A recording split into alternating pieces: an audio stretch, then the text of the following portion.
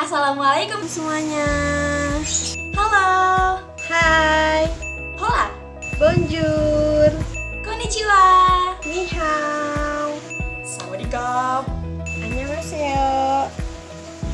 How are you guys? Perkenalkan, aku Anissa dan temanku Vina. Kami dari Institut Bisnis dan Informatika Kesatuan Bogor. Pada kesempatan kali ini kita akan membahas tentang tujuan, variabel, dan masalah ekonomi makro. Oh iya teman-teman, jangan lupa untuk selalu jaga kesehatan ya, dengan cara rajin cuci tangan, makan makanan yang bergizi, olahraga, dan keep social distancing dengan cara di rumah aja. Biar kita bisa membantu Indonesia bangkit dari wabah corona ini. Semangat! So, without any further ado, let's get started.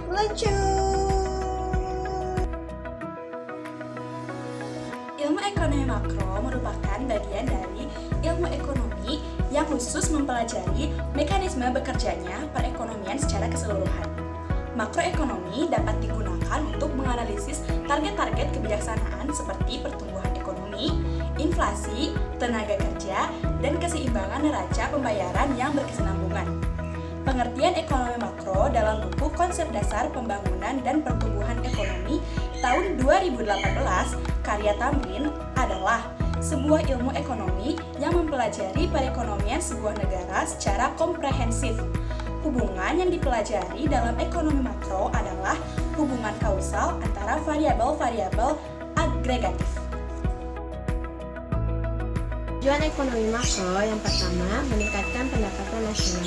Dengan mengetahui pendapatan nasional Indonesia, pertumbuhan ekonomi negara ini bisa terukur dengan baik. Selain itu, kebijakan-kebijakan ekonomi yang efektif dan efisien dapat meningkatkan pendapatan nasional secara signifikan. Yang kedua, meningkatkan kapasitas produksi.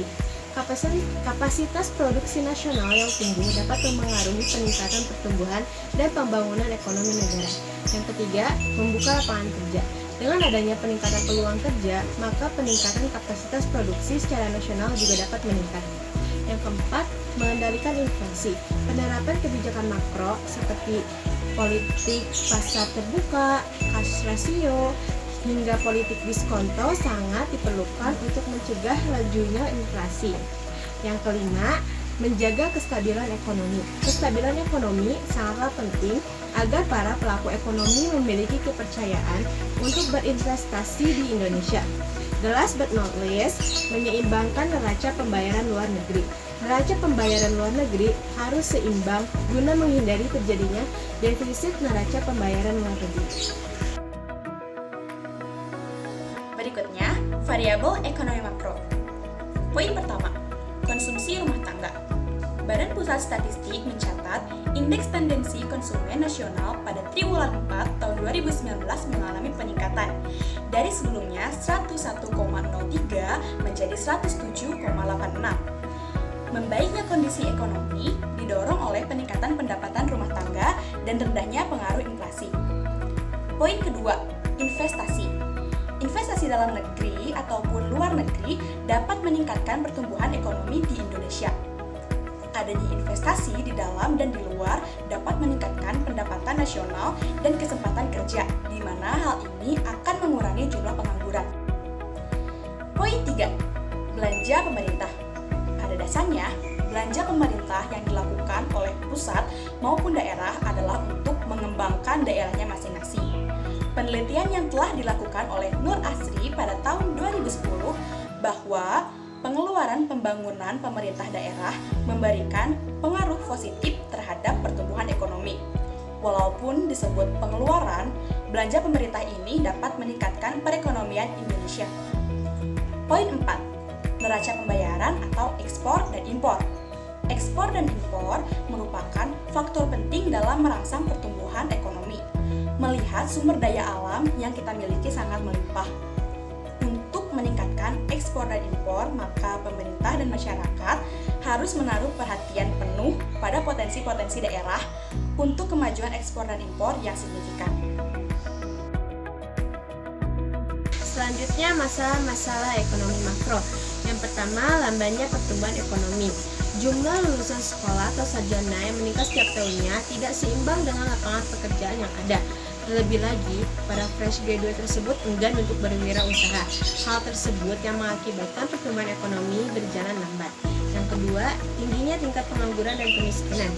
Terbatasnya lapangan pekerjaan dan ledakan jumlah penduduk adalah faktor utama terjadinya pengangguran dan kemiskinan.